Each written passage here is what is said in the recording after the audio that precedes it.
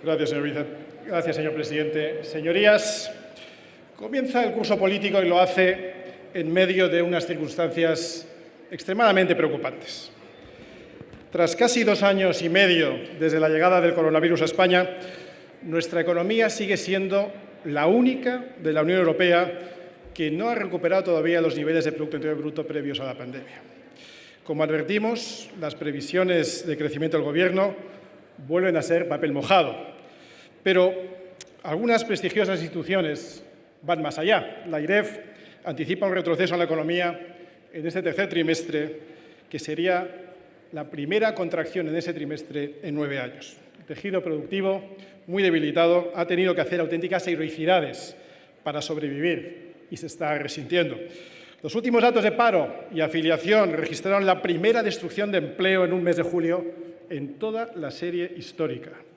Y cuando todavía hay 38.000 empresas menos que antes de la crisis, el Gobierno nos trae un Real Decreto Ley que no solo no encara con valentía los problemas que padecemos, sino que vuelve a cargar sobre los hombros de las pymes, de los autónomos, de los comerciantes y de las familias españolas aquello que ellos son incapaces de solucionar.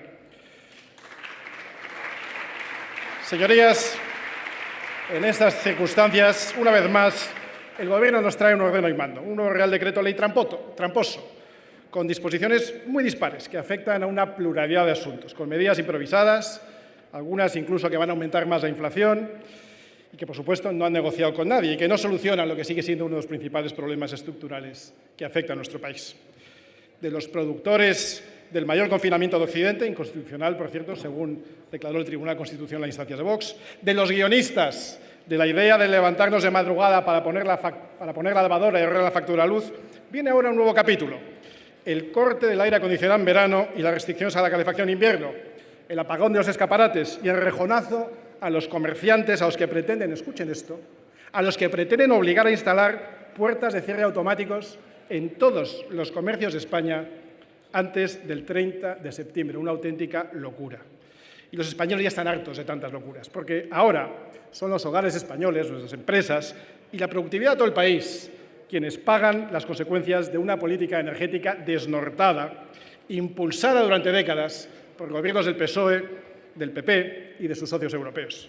Porque esas élites políticas instaladas en sus dogmas climáticos que nos piden ahora estos esfuerzos son las mismas que han provocado el problema precisamente con esos dogmas, acentuados encima con la situación que han creado ellos de dependencia de la energía rusa.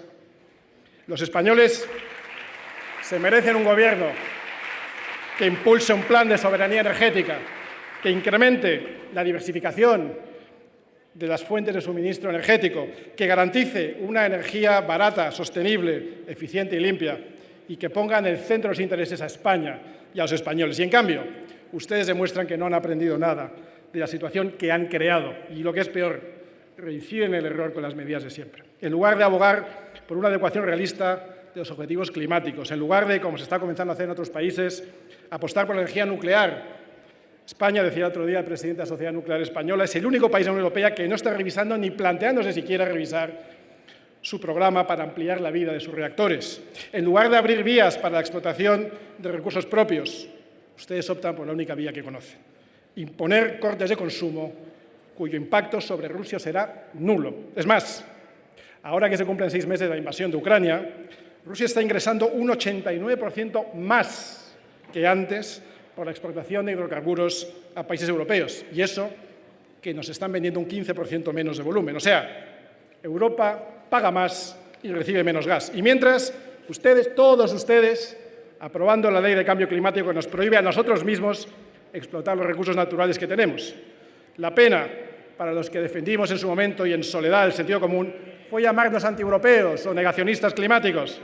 Pero ya saben que a nosotros eso no nos importa, no nos importa lo que nos llamen ustedes.